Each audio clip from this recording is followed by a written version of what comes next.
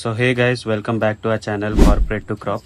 So నిన్న night వచ్చేసి వేడిగా ఉందని మేము అలా రోడ్ మీద తిరుగుతుంటే అన్నయ్య ఏమో మేక ఫుడ్ తినడం మానేసింది అండ్ చాలా వీక్ గా ఉంది అనుకొని ఒక అన్నయ్యని తీసుకొని వెళ్తుంటే మేము కూడా ఏంటబ్బా అని వెనకాల వెళ్ళాము. సరే అని చూస్తే మేక ఫుడ్ తినడం మానేసింది అండ్ అతను ఏమో ఒక కోడిగుడ్డు పెడితే సరిపోతుంది అని అన్నారు.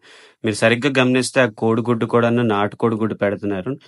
ఇందుకు కోడిగుడ్డు ఆ మేక ఎందుకు పెడుతున్నారు అని మేము చూస్తే, ఆ మేక నార్మల్ గా వచ్చేసరికి పచ్చగడ్డి లేకపోతే ఆకులు ఇలాంటివి తింటది. కాకపోతే ఒక్కొక్కసారి మేకకి నాన్ వెజ్ కూడా పెడుతూ ఉండాలి. ఇలాంటిది పెడితే ఏమవుతుంది అంటే వాటికి న్యూట్రిషనల్ డెఫిషియన్సీస్ లేదా వాటిలో విటమిన్స్ మినరల్స్ ఇలాంటివి ఏమైనా తక్కువైనా అవి కవర్ అవుతాయి. నార్మల్ గా మేక బాడీ గ్రోత్ కి వచ్చేసరికి విటమిన్ ఏ, డి, బి12 ఇలాంటివి చాలా అవసరము.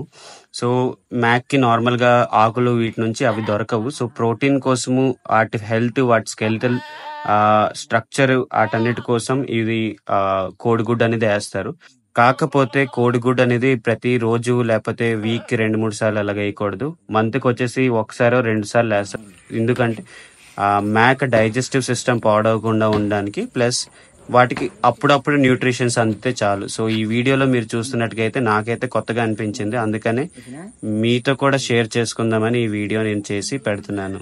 మీకు ఈ వీడియో కనుక నచ్చినట్టయితే లైక్ చేయండి, షేర్ చేయండి అండ్ సబ్స్క్రైబ్ చేసుకోండి మన ఛానల్కి.